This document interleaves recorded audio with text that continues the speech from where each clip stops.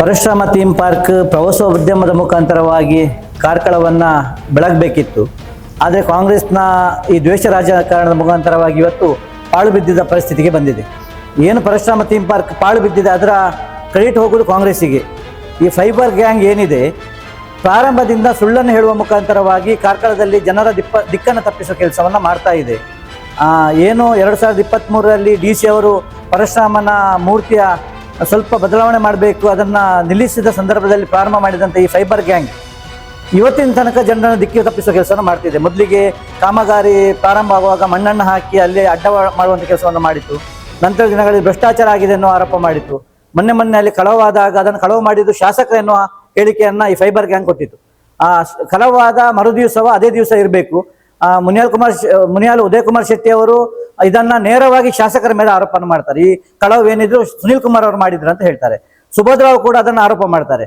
ಒಬ್ಬ ಕಾಂಗ್ರೆಸ್ನ ಅಧ್ಯಕ್ಷ, ಕಾಂಗ್ರೆಸ್ನ MLA ಅಭ್ಯರ್ಥಿ ಈ ತರ ಸುಳ್ಳನ್ನು ಹೇಳುವ ಮುಖಾಂತರವಾಗಿ ನೇರವಾಗಿ ಆರೋಪ ಮಾಡುವವರು ಅವ್ರು ಯೋಚಿಸಬೇಕು. ಯಾಕಂತ ಹೇಳಿದ್ರೆ ತನಿಖೆ ಮಾಡಲಿಕ್ಕೆ ಪೊಲೀಸ್ ಇಲಾಖೆ ಇದೆ.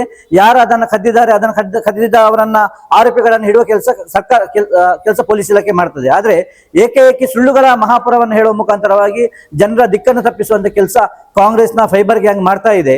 ನಾನು ಪೊಲೀಸ್ ಇಲಾಖೆಗೆ ಈ ಸಂದರ್ಭದಲ್ಲಿ ಬಹಳ ಅಭಿನಂದನೆಯನ್ನು ಸಲ್ಲಿಸ್ತೇನೆ. ಯಾಕಂತ ಹೇಳಿದ್ರೆ ಕಳವಾದ ಪರಶುರಾಮ ಥೀಮ್ ಪಾರ್ಕ್ನ ಬೆಟ್ಟದಲ್ಲಿ ಏನೋ ಕಳವಾಗಿದೆ, ಒಂದು ಚೂರು ಕ್ಲೂ ಇರಲಿಲ್ಲ. ಆದ್ರೆ ಇವತ್ತು ಜಿಲ್ಲಾ SP ತಂಡ ಹರಿರಾಮ್ ಶಂಕರ್ ಅವರ SP ತಂಡ, ಕಾರ್ಕಳದ ನಮ್ಮ town station SI Muralidhar Nayak ಮತ್ತು ಅವರ ಟೀಮು, ಗ್ರಾಮಾಂತರ ಠಾಣೆಯ ಪ್ರಸನ್ನ ಕುಮಾರ್ ಮತ್ತು ಅವರ ಟೀಮು ಬಹಳ ಒಳ್ಳೆಯ ಕೆಲಸ ಮಾಡಿ 2 ದಿವಸದಲ್ಲಿ 3 ಜನ ಕಳ್ಳರನ್ನ ಪತ್ತೆ ಮಾಡಿದ್ದಾರೆ. 2 ಅರೆಸ್ಟ್ ಮಾಡಿದ್ದಾರೆ. ಒಬ್ಬ ಆರಿಫ್ ಅಂತ ಹೇಳುವವ, ಮತ್ತೊಬ್ಬ ಅಬ್ದುಲ್ ಹಮೀದ್ ಅಂತ ಹೇಳುವವ. ಏನು ಸುನೀಲ್ ಕುಮಾರ್ ಕಳ್ಳರು ಅಂತ ಹೇಳಿದ ಫೈಬರ್ ಗ್ಯಾಂಗಿಗೆ ಇವತ್ತು ಮುಜುಗರ ಆಗಿದೆ. ಯಾಕಂತ ಹೇಳಿದ್ರೆ ಇವತ್ತು ಆರೋಪಿಗಳು ಯಾರಂತ ಹೇಳಿದ್ರೆ ಅವರ ಬ್ರದರ್ಸೇ ಇವತ್ತು ಸಿಕ್ಕಿ ಬಿದ್ದಿದ್ದಾರೆ. ಇವತ್ತು ಮೌನವಾಗಿದ್ದಾರೆ ಅವರು. ಈ ಕಳ್ಳತನದ ಬಗ್ಗೆ ಯಾವುದೇ ರೀತಿಯ ಮಾತನ್ನು ಆಡ್ತಾ ಇಲ್ಲ. ಅದರ ಬದಲಾಗಿ ಸ್ಟೇಷನ್ಗೆ ಹೋಗಿ ಅವರ ಪರವಾಗಿ ವಾದವನ್ನ ಮಾಡ್ಲಿಕ್ಕೆ ಹೋಗಿದ್ದಾರೆ. ನಮಗೆ ಬೇಸರ ಇಷ್ಟೇ, ಬೈಲೂರು ಪರಶುರಾಮ ಥೀಮ್ ಪಾರ್ಕ್ ಪ್ರವಾಸೋದ್ಯಮ ತಾಣ ಆಗ್ಬೇಕಿತ್ತು. ಇವತ್ತು ಅದು ಪಾಳು ಬಿದ್ದಿದೆ. ಇದರ ಕ್ರೆಡಿಟ್ ಅವರಿಗೆ ಹೋಗ್ತದೆ ಅಂತ ಆಗ ಹೇಳಿದೆ. DKC ಶಿವಕುಮಾರ್ ಅವರು ಮೊನ್ನೆ ಮಂಗಳೂರಿಗೆ ಬಂದಾಗ ಹೇಳ್ತಾರೆ, ಕರಾವಳಿಯನ್ನ ಪ್ರವಾಸೋದ್ಯಮ ತಾಣವಾಗಿ ಮಾಡ್ಬೇಕಂತ ಹೇಳ್ತಾರೆ. ಅವರಿಗೂ ತೊಂದರೆ ಇದೆ. ಕರಾವಳಿಯನ್ನ ಪ್ರವಾಸೋದ್ಯಮ ತಾಣ ಮಾಡುವವರು ಇಲ್ಲಿ ಬಂದಾಗ ಹೇಳ್ತಾರೆ ಪರಶುರಾಮ ಮೂರ್ತಿಯನ್ನ ಎಲೆಕ್ಷನ್ ವರೆಗೆ ಪೆಂಡಿಂಗ್ ಇದೆ ಅಂತ ಹೇಳ್ತಾರೆ. ಅಂದ್ರೆ ಅರ್ಥ ಏನು? ನಿಮ್ಗೆ ಪ್ರವಾಸೋದ್ಯಮ ಆಗ್ಬೇಕಾ, ಅಲ್ಲ ನೀವು ಪತ್ರಿಕಾ ಮುಖಾಂತರವಾಗಿ ಹೇಳಿಕೆಯನ್ನು ಸುಮ್ಮನೆ ಕೊಡ್ತೀರಾ ಅಂತ ಹೇಳುವಂತ ಮಾತನ್ನ ಈ ಮೂಲಕ ಹೇಳ್ತಾ ಇದ್ದೇವೆ. ಬೈಲೂರಿಗೆ ನಾವು ಪ್ರಾರಂಭದಿಂದ ಹೇಳಿದ್ದೇವೆ, ಶಾಸಕರ ಮೇಲೆ ಆರೋಪವನ್ನು ಮಾಡಿದ ದಿನದಿಂದ ಶಾಸಕರು ಹೇಳಿದ್ದಾರೆ, ನಾವು ಕೂಡ ಹೇಳಿದ್ದೇವೆ. ಅದರ ತನಿಖೆ ಆಗಬೇಕು. ಯಾರು ಆರೋಪಿಗಳಿದ್ದೆ ಅವರ ಮೇಲೆ ಶಿಕ್ಷೆಯನ್ನ ಮಾಡಿ ಪ್ರವಾಸೋದ್ಯಮವನ್ನ ಮಾಡುವುದಕ್ಕೋಸ್ಕರ ಪರಶುರಾಮ ಥೀಮ್ ಪಾರ್ಕ್ ಅನ್ನ ಜನರಿಗೆ ಬಿಟ್ಟುಕೊಡಿ ಅನ್ನುವಂತಹ ಮಾತುಗಳನ್ನ ಪ್ರಾರಂಭ ದಿನಗಳಿಂದ ಶಾಸಕರಾಗಿರ್ಬೋದು ನಾವಾಗಿ ಹೇಳ್ತಾ ಇದ್ದೇವೆ, ಹೋರಾಟವನ್ನು ಮಾಡ್ತಾ ಇದ್ದೇವೆ. ಆದ್ರೆ ಇವತ್ತು ಕಾಂಗ್ರೆಸ್ ಸರ್ಕಾರ ಇದೆ, ಅವರಿಗೆ ಇಚ್ಛಾಶಕ್ತಿಯ ಕೊರತೆ ಇದೆ. ಪರಶುರಾಮ ಥೀಮ್ ಪಾರ್ಕ್ ಅನ್ನ ರಾಜಕೀಯ ಇಶ್ಯೂ ಆಗಿ ಮಾಡಬೇಕಾಗಿದೆ. ಎಲ್ಲಿ ಹೋದ್ರೂ ಕೂಡ ಅವರಿಗೆ ಮಾತಾಡ್ಲಿಕ್ಕೆ ಇರೋದು ಒಂದೇ ವಿಷಯ, Parashurama theme park, Parashurama theme park, Parashurama theme park ಹಾಗಾಗಿ ಈ ವಿಚಾರವನ್ನ ಬಿಟ್ಟು ಅದನ್ನ ಆದಷ್ಟು ಬೇಗ, ನಿಮ್ಮ ಸರ್ಕಾರ ಇದೆ, ನೀವೇ ಅದನ್ನ ಮನವಿಯನ್ನ ಮಾಡಿ, DKC ಅವರು ನಿನ್ನೆಲ್ಲ ಹೇಳಿದ್ದಾರೆ ಪ್ರವಾಸೋದ್ಯಮ ತಾಣ ಕರಾವಳಿ ಮಾಡ್ಬೇಕಂತ ಹೇಳಿ. ಅದರ ನಿಟ್ಟಿನಲ್ಲಿ ಏನು ಬಿಡುಗಡೆ ಮಾಡಬೇಕಿದ್ದ ಹಣ ಇದೆ ಅದನ್ನು ಬಿಡುಗಡೆ ಮಾಡುವ ಕೆಲಸವನ್ನ ಕಾಂಗ್ರೆಸ್ ಕಾರ್ಕಳದ ಕಾಂಗ್ರೆಸ್ ಮಾಡಬೇಕು. ಆದಷ್ಟು ಬೇಗ ಪರಶುರಾಮ ಥೀಮ್ ಪಾರ್ಕ್ ಅನ್ನ ಪ್ರವಾಸೋದ್ಯಮಕ್ಕೆ ಬಿಟ್ಟುಕೊಳ್ಳುವ ಕೆಲಸವನ್ನ ಮಾಡಬೇಕು. ಮೊನ್ನೆ ಶಾಸಕರು ಅಲ್ಲಿಗೆ ಕಳ್ಳತನ ಆಗಿದೆ ಅಂತ ಹೇಳುವ ಸಂದರ್ಭದಲ್ಲಿ ಆ ವಿಸಿಟಿಗೆ ಹೋದಾಗ ಅಲ್ಲಿ ನೋಡಿದಂತಹ ಹೋಗ್ಲಿಕ್ಕೆ ಪಾಳು ಬಿದ್ದು ಹೋಗಿದೆ. ಅದನ್ನು ನೋಡಿ ಅಲ್ಲೇ ಪ್ರೆಸ್ ಮೀಟ್ ಅಲ್ಲಿ ಹೇಳಿದ್ರು, ಇದನ್ನ ನಾವು 11ನೇ ತಾರೀಕಿಗೆ ಸ್ವಚ್ಛ ಮಾಡುವ ಕೆಲಸವನ್ನ ಮಾಡ್ತೇವೆ ಅಂತ ಹೇಳಿದ್ರು. ಆದ್ರೆ ನಾವು ಯಾವಾಗ ಸ್ವಚ್ಛ ಮಾಡ್ತೇವೆ ಅಂತ ಮುಂದೆ ಹೋಗಿ DC ಅವರಿಗೆ ನೆನಪಾಯ್ತು ಅಲ್ಲಿ ಪಾಳು ಬಿದ್ದಿದೆ ಅಂತ. ಅವರ ಅಂಡರ್ ಅಲ್ಲಿ ಬರುವಂತ ಇಲಾಖೆ ಅದು ಪ್ರವಾಸೋದ್ಯಮ ಇಲಾಖೆ, ನಿರ್ಮಿತಿ ಅವರು ಕೆಲಸ ಮಾಡ್ತಿದ್ದಾರೆ. ಆದ್ರೆ 2.5 ವರ್ಷದಿಂದ ಸ್ವಚ್ಛತೆ ಕೆಲಸ ಅವರು ಮಾಡಲಿಲ್ಲ.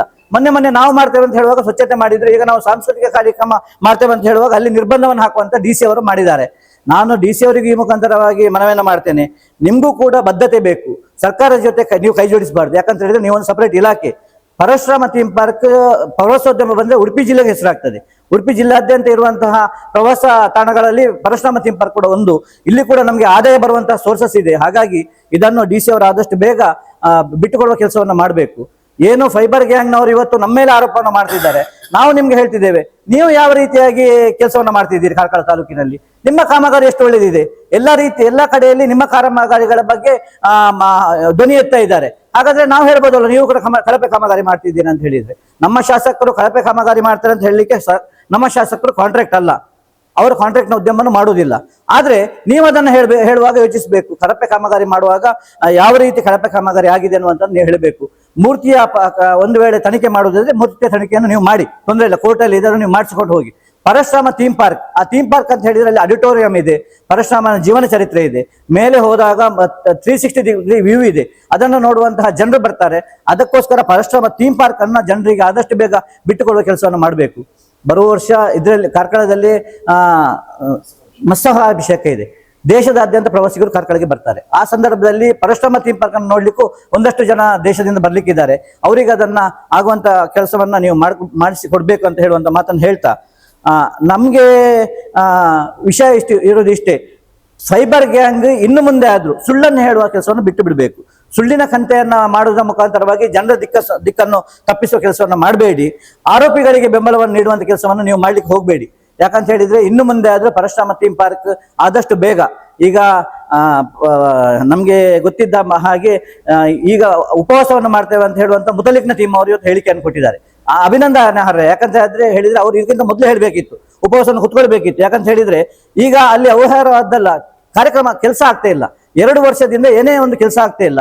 ಆ ಕೆಲಸ ಆಗ್ಬೇಕಂತ ಹೇಳಿ ಏನೋ ಅವ್ರು ಉಪವಾಸ ಕುತ್ಕೊಳ್ಳಿಕ್ಕೆ ಹೋಗ್ತಾರ, ಅವರಿಗೆ ನಮ್ಮ ಬೆಂಬಲ ಇದೆ. ಯಾಕಂತ ಹೇಳಿದ್ರೆ ನಮ್ದು ಆಗ್ರಹ ಕೂಡ ಅಷ್ಟೇ, ಆದಷ್ಟು ಬೇಗ ಪರಶುರಾಮ ಥೀಮ್ ಪಾರ್ಕ್ ಅನ್ನ ಜನರಿಗೆ ಬಿಟ್ಕೊಡ್ಬೇಕಂತ ಹೇಳುವಂತ ಆಗ್ರಹ ಇದೆ.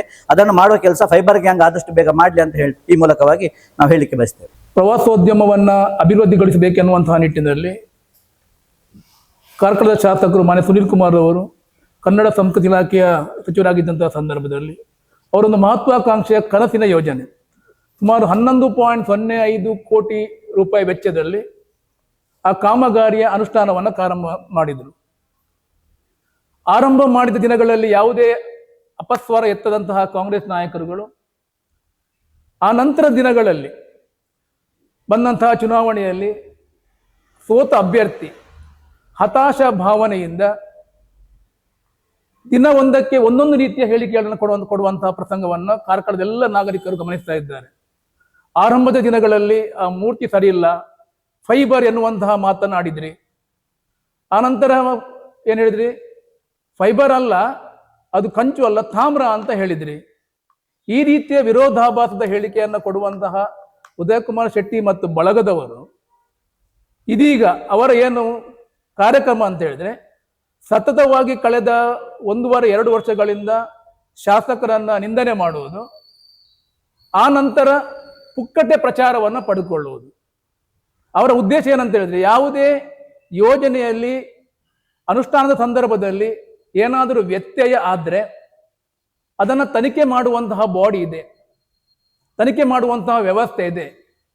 ಅದಕ್ಕೆ ಸರ್ಕಾರ ನಿರ್ದಿಷ್ಟ ಸಮಯವನ್ನು ಗೊತ್ತು ಮಾಡಿ ಆ ಸಮಯದೊಳಗೆ ವರದಿಯನ್ನು ಕೊಡುವಂತಹ ಪ್ರಕ್ರಿಯೆ ಇಷ್ಟವರೆಗೆ ಬಂದಂತಹ ಪ್ರಕ್ರಿಯೆಗಳು. ಆದರೆ ಪರಶುರಾಮ ಥೀಮ್ ಪಾರ್ಕಿನ ಕಾಮಗಾರಿ ಸ್ಥಗಿತಗೊಳಿಸುವಂತೆ ಮಾಡಿದಂತಹ ಪ್ರಕರಣ ಕಳೆದ 1.5 ವರ್ಷದಿಂದಲೂ ಕೂಡ ಪ್ರಕರಣ ತನಿಖೆಯಲ್ಲಿದೆ ಅನ್ನುವಂತಹ ಮಾತು ಕೇಳಿ ಬರ್ತಾ ಇದೆ. ಈ ಪ್ರಕರಣ ತನಿಖೆಯ ವರದಿ ಬರುವುದು ಯಾವಾಗ? ಈ ಬಗ್ಗೆ ಕಾಂಗ್ರೆಸ್ ನಾಯಕರು ಸ್ಪಷ್ಟಪಡಿಸಬೇಕು. ಅವರ ಉದ್ದೇಶ DK ಶಿವಕುಮಾರ್ ರವರು ಕಾರ್ಕಳಕ್ಕೆ ಭೇಟಿ ನೀಡಿದಂತಹ ಸಂದರ್ಭದಲ್ಲಿ ಈ ವಿಷಯವನ್ನ ಮುಂದಿನ ಚುನಾವಣೆಯವರೆಗೂ ಜೀವಂತ ಇಡಿ ಅನ್ನುವಂತಹ ಮಾತನ್ನು ಹೇಳಿದರು. ಆ ಉದ್ದೇಶಕ್ಕಾಗಿ ಅವರು ಈ ರೀತಿ ಮಾಡ್ತಾ ಇದ್ದಾರೆ ಅನ್ನುವಂಥ ಎಲ್ಲರೂ ಕೂಡ ಸ್ಪಷ್ಟ ಆಗ್ತಾ ಇದೆ. ಅವರು ಈ ರೀತಿ ಮಾಡಿದ ಕಾರಣ ಅಲ್ಲಿ ಅಭಿವೃದ್ಧಿ ಚಟುವಟಿಕೆಗಳು ಕುಂಠಿತವಾದ ಕಾರಣ ಸುಮಾರು 4.33 ಕೋಟಿ ರೂಪಾಯಿ ಅನುದಾನಕ್ಕೆ ತಡೆ ಹಿಡಿದ ಕಾರಣ ಅಲ್ಲಿ ಎಲ್ಲ ಕಾಮಗಾರಿಗಳು ಕುಂಠಿತ ಆಗಿದೆ. ಆ ಕುಂಠಿತವಾದ ಕಾರಣ ಅಲ್ಲಿ ಎಲ್ಲ ಅಭಿವೃದ್ಧಿ ಚಟುವಟಿಕೆ ನಿಂತು ಹೋಗಿದೆ. ಅದರ ಒಂದಿಗೆ ಅಲ್ಲಿ ಏನು ತನಿಖೆಯ ನೆಪದಲ್ಲಿ ನಿಷೇಧಾಜ್ಞೆಯನ್ನ ಪ್ರವಾಸಿಗರಿಗೆ ತಡೆಯನ್ನ ಕೂಡ ಒಡ್ಡಿದ ಕಾರಣ ಯಾರು ಹೋಗದಂತಹ ಸ್ಥಿತಿ. ಇದರ ಕಾರಣವೇ ಮೊನ್ನೆ ನಡೆದಂತಹ ಕಳ್ಳತನ. ಈ ಕಳ್ಳತನವನ್ನು ಮಾಡಿದ ವ್ಯಕ್ತಿಗಳು ಒಬ್ಬರಾದರೆ ಇದನ್ನ ಈ ರೀತಿ ಮಾಡಲಿಕ್ಕೆ ಏನು ಮೂಲ ಕಾರಣ? ಈ ಕಾಂಗ್ರೆಸ್ನವರು ಅಲ್ಲಿ ತಡೆ ಒಡ್ಡಿದ ಕಾರಣ, ಅಲ್ಲಿ ಯಾವುದೇ ಜನಸಂಚಾರ ಇಲ್ಲದ ಕಾರಣ ಈ ಕಳ್ಳರಿಗೆ ಸುಲಭವಾಗಿ ಅದನ್ನ ಕಳ್ಳತನ ಮಾಡಲಿಕ್ಕೆ ಆಯಿತು. ಕಳ್ಳತನ ಆದ ಕೂಡಲೇ ಬ್ಲಾಕ್ ಕಾಂಗ್ರೆಸ್ ಅಧ್ಯಕ್ಷರು ಹೇಳಿಕೆಯನ್ನು ಕೊಡ್ತಾರೆ. ಯಾರಿಗೂ ಗೊತ್ತಾಗದ ವಿಷಯ ಶಾಸಕರಿಗೆ ಹೇಗೆ ಗೊತ್ತಾಯಿತು?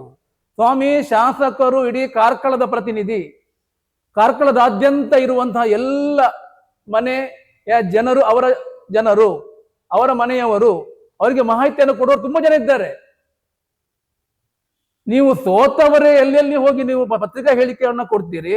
ಯಾರ್ಯಾರ ಮನೆಗೆ ಹೋಗ್ತೀರಿ ಅಂತ ಆದ್ರೆ ಒಬ್ಬ ಜನಪ್ರತಿನಿಧಿಯಾಗಿ ಸಂವಿಧಾನಬದ್ಧವಾಗಿ ಆರಿಸಿದಂತಹ ವ್ಯಕ್ತಿಗೆ ಮಾಹಿತಿಗಳು ಬರಲು ಸಹಜ, ಬಂದೇ ಬರ್ತದೆ.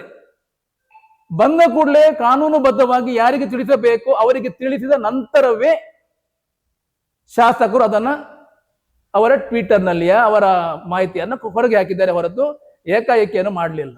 ಅದರ ಒಟ್ಟಿಗೆ ಬ್ಲಾಕ್ ಕಾಂಗ್ರೆಸ್ ಅಧ್ಯಕ್ಷರು ಹೇಳ್ತಾರೆ ಯಾರಿಗೂ ಗೊತ್ತಿಲ್ಲ, ಆ ಕಾರಣ ಅವರೇ ಮಾಡಿಸಿರಬಹುದೋ ಏನು, ಈ ಮಾತನ್ನ ಕೊಡ್ತಾರೆ. ಅದರ ಒಟ್ಟಿಗೆ ಉದಯಕುಮಾರ್ ಶೆಟ್ಟರ್ ಹೇಳ್ತಾರೆ ಅಲ್ಲಿ ಬೇರೆ ಆರಂಭದಲ್ಲಿಯೇ ಬೇರೆ ಲಕ್ಷಾಂತರ ಮೌಲ್ಯವಾದ ವಸ್ತುಗಳಲ್ಲಿವೆ, ಕಳ್ಳರಿಗೆ ಅದನ್ನ ಏನು ಮಹಡಿಯಲ್ಲಿರುವಂತಹ ಮಾಡನ್ನ ತೆಗೆಯುವಂತ ಅವಶ್ಯಕತೆ ಇರಲಿಲ್ಲ ಅನ್ನುವಂತ ಮಾತನ್ನ ಹೇಳ್ತಾರೆ.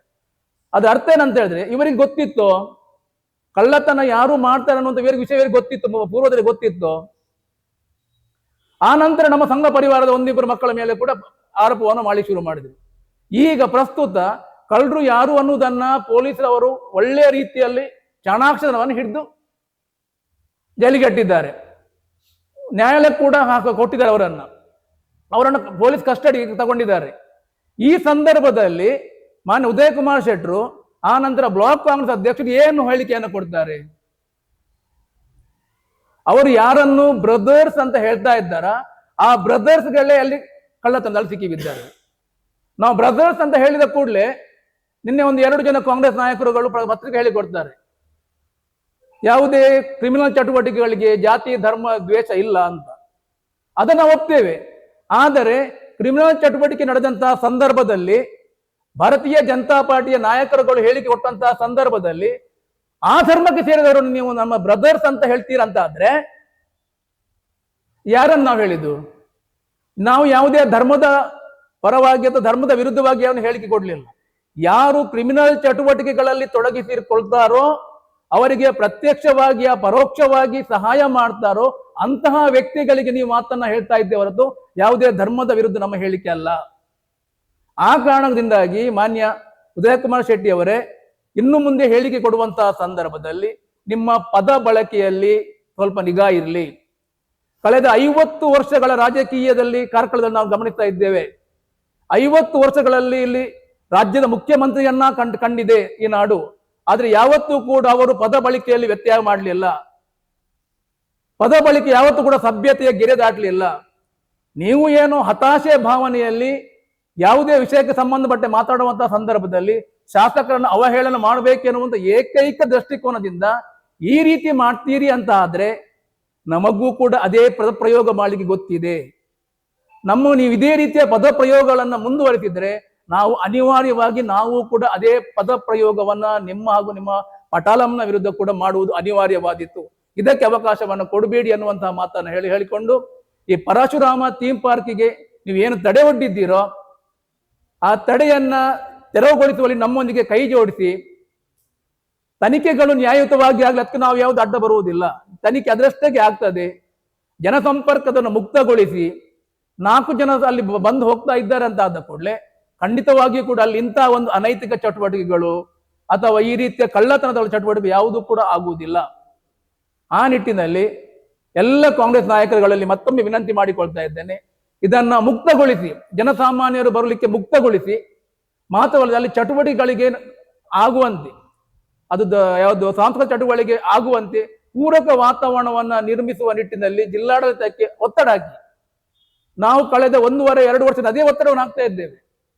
ಅದನ್ನ ಪ್ರವಾಸೋದ್ಯಮಕ್ಕೆ ಮುಕ್ತಗೊಳಿಸಿ ಬಾಕಿ ಇಟ್ಟಂತ ಅನುದಾನವನ್ನು ಬಿಡುಗಡೆಗೊಳಿಸುವ ನಿಟ್ಟಿನಲ್ಲಿ ನಮ್ಮೊಂದಿಗೆ ಕೈ ಜೋಡಿಸಿ ಒಂದು ಒಳ್ಳೆಯ ಉದ್ದೇಶದಿಂದ ಪರಶುರಾಮ ಥೀಮ್ ಪಾರ್ಕಿನ ಏನು ನಮ್ಮ ಶಾಸಕರು ಅವರ ಅಧಿಕಾರ ಸಿಕ್ಕಂತಹ ಸಂದರ್ಭದಲ್ಲಿ ಅದನ್ನು ಮಾಡಿದ್ದಾರೋ ಅದನ್ನು ಕಾರ್ಯಗತಗೊಳಿಸುವಲ್ಲಿ ಶಾಸಕರೊಂದಿಗೆ ಕೈ ಜೋಡಿಸಿ. ನಿಮ್ಗೆ ಆಗುವುದಿಲ್ಲವೋ ಕನಿಷ್ಠ ಸುಮ್ಮನೆ ಆದ್ರೂ ಇರಿ.